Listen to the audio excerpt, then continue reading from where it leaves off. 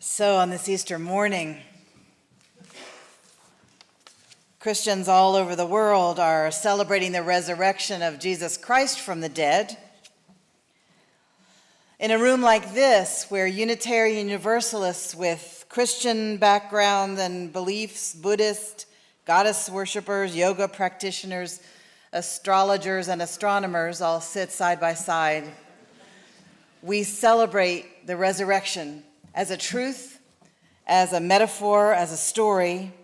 We come with open hearts to listen, to feel, to think, to share with one another. On past Easters, in other congregations, and in future Easters in this congregation, I'll talk about Jesus, about his rabble-rousing, about him being dangerous to the worldview and power of those in charge. How the faith story says that in the tomb for 3 days after that, he rose again from the dead. In future years, I will also talk about Astarte or Ishtar, about after whom this season is named, Easter, Ishtar. She took a trip down to the underworld, came back up again. We'll talk about that another Sunday. But this morning, I'm going to talk to you about another story of life in the midst of death and darkness. This story takes place in Stalag VIII-A, a group of French prisoners together in the freezing cold. The story begins with a young musician, Olivier Messiaen. He was an organist, and he was the youngest organist ever to be the cathedral organist at Trinity Cathedral in Paris. He'd had the job 8 years when Germany invaded Poland. He was conscripted into the French army. His eyesight was too bad to be a soldier on the front line, and so he was a furniture mover and a medical orderly. This is what war does to composers and organists and poets and writers and people of all sorts. At Verdun, he met a cellist named Etienne Pasquier. Pasquier had played with his brothers. He was a very good cellist, and they had played with the great musicians of the time. He played all the best venues of the time. At 13, Pasquier had won first prize in cello at the Paris Conservatory. The two musicians became friends, and Etienne Pasquier was in charge of the duties that the soldiers were assigned, and so Messiaen asked him if he would please assign them each the duty of morning watch, where they got to get up very, very early and listen to the bird song at the beginning of the day. Pasquier writes this about what it sounded like. The moment was still. Then all of a sudden we heard peep, a small cry of a bird giving the pitch like a conductor. 5 seconds later, all the birds started singing together like an orchestra. Listen to them, Messiaen would say. They're giving each other assignments. They will reunite tonight, and they'll recount what they saw during the day. This is what Messiaen wrote.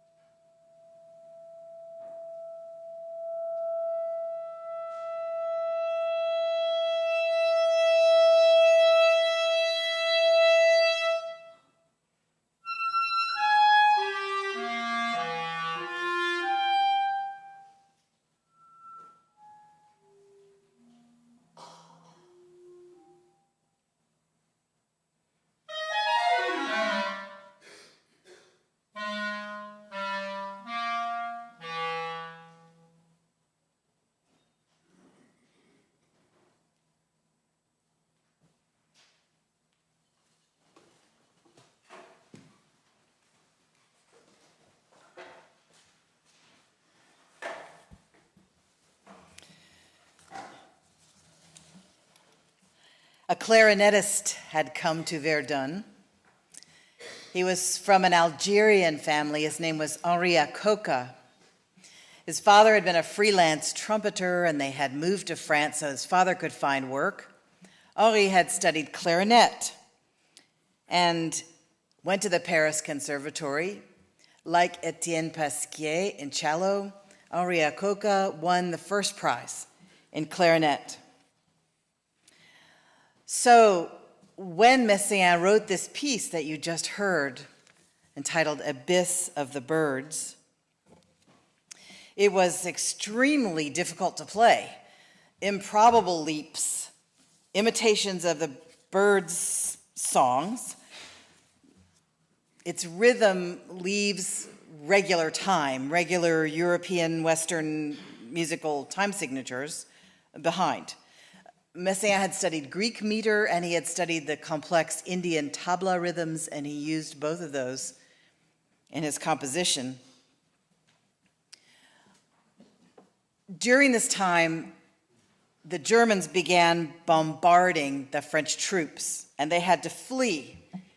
They were captured by German soldiers before they got very far, and they were forced to march with no food and no water to the Stalag for captured French soldiers. Along the way, the clarinetist Akoka helped Etienne Pasquier, the cellist, helped him keep going, lifting him when he was weak from hunger and thirst, encouraging him. On the way to the Stalag, they would camp overnight in big fields, and it was one of these great big fields guarded by German soldiers that this piece, Abyss of the Birds, was first played. Pasquier had not brought his cello for obvious reasons when he was fleeing. And he performed the function of the music stand, holding the score for Akoka. Every now and then during the piece, Akoka would stop and say, I cannot play this, I can't play this. And Messiaen would be like, oui, oui, oui, yes you can, keep going. Arriving at the camp, all the prisoners were stripped naked. A soldier tried to take the knapsack that Messiaen had that had his Bible in it and his musical scores. And the story goes that Messiaen gave the soldier such an evil look that the soldier backed off and let him have the scores and let him have his Bible. He read that Bible every day. He was a believing, practicing Catholic. And he talked until the end of his life about where the energy for that evil look had come from.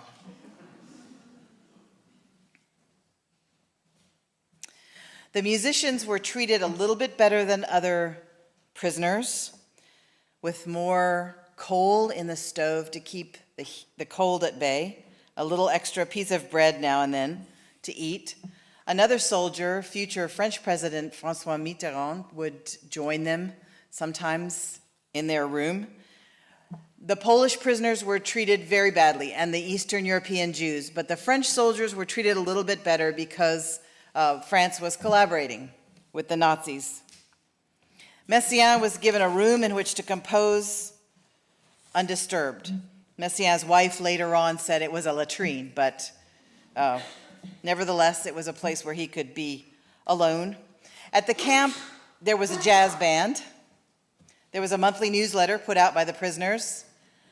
They invited one another to give lectures on areas of expertise that they had, and so the intellectual life of the camp went on. The Germans wanted to look a little bit better for the Red Cross, and so they gave musical instruments to the prisoners. Well, not to every prisoner. For 30,000 prisoners, there were 5 violins, 2 cellos, 1 piano. Pasquier was put to work in a granite mine where he almost lost a finger to a chainsaw, so they moved him to the kitchen where they felt that his hands would be in less danger. Messiaen and Akoka were fascinated with one another's faith because Messiaen had faith in God and Akoka had faith in humanity, and he believed in revolution. And so Messiaen would say, my friend, you and I both have faith, we just have faith in different things. Akoka had faith in his ability to escape, and so he talked about nothing else. In fact, he escaped twice, was captured and brought back both times. One time he almost made it to the border, the second time, and he was captured. He charmed the soldiers. Now, Akoka was a Jewish man, and so he could have been sent straight to a concentration camp. But he played his clarinet for the soldiers, and he had a very pleasing personality, and so they brought him back to the Stalag. Music literally saved his life. Messiaen had very vivid dreams. Maybe it was because of the long nights of below zero temperatures. Maybe it was because of his hunger, but he had this dream over and over about an angel with a crown, a rainbow crown of many colors, emerald and gold and garnet. And the angel was as big as the planet, he said. And what the angel kept saying was, "There will be no more time." And this image of the enormous angel was of great comfort to Messiaen during the cold and during the hunger. He had felt when he came to the camp that he would never compose again, that he maybe didn't even remember how to do it. But the image of the angel was so comforting to him and so inspiring to him, he began to write again. And he wrote these pieces that make up the work called Quartet for the End of Time. We don't know whether the end of time was about war and its horrors, making him think that the world was going to come to an end, or was it about spending time at the Stalag and comforting himself that soon it would be over, or was he referring to leaving the regular time signatures behind?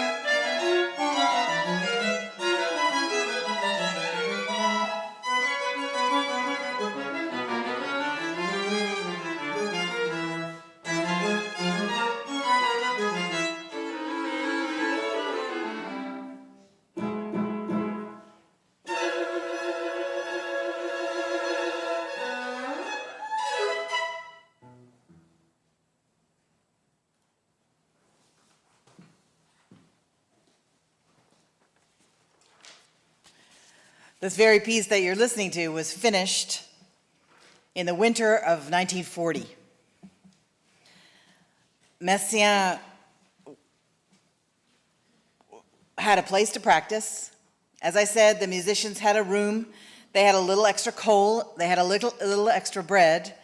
The room was not theirs alone, though. It was crowded with other prisoners, and it was noisy. But their fingers could still work. And so they practiced and practiced. The premiere of the piece, it was performed January 15th, 1941. As Messiaen had been a famous composer already before he was conscripted into the army, the officers of the camp were deluged with requests for tickets. So,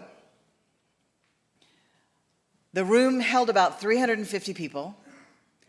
It was crammed that night with officers, prisoners, guards. They brought in wounded men and lay them on the floor in front of the musicians. By this time, a violinist had shown up named Jean Laboulaire.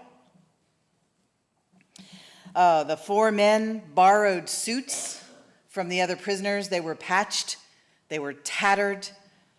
They couldn't wear heavy jackets like they wanted to because then they couldn't play. The body heat in the room, 350 people, kept the temperature of the room right about freezing. Snow was blowing in through the cracks in the walls. Imagine, if you will, Messiaen's wooden clogs that he had borrowed from someone else were too big for him. Messiaen, always very dramatic to the end of his life as an old man, told the story that the piano had keys that would stick and the cello had only 3 strings. Pasquier, who also lived to be an old man, said that was ridiculous. He could not have played that piece on 3 strings. There were 4. The violin worked fine, but the clarinet had a slide key that was slightly melted from getting too close to the stove. Messiaen, before they started to play, addressed the crowd, telling them about the angel with the rainbow crown who said, "Time will be no more." And he talked about eternity. He talked about no past, no future, about a time when there will be eternal light and peace. That night, the prisoners and the guards and the wounded all listened in silence for an hour to this music, performed under conditions that were not good for the instruments or the musicians.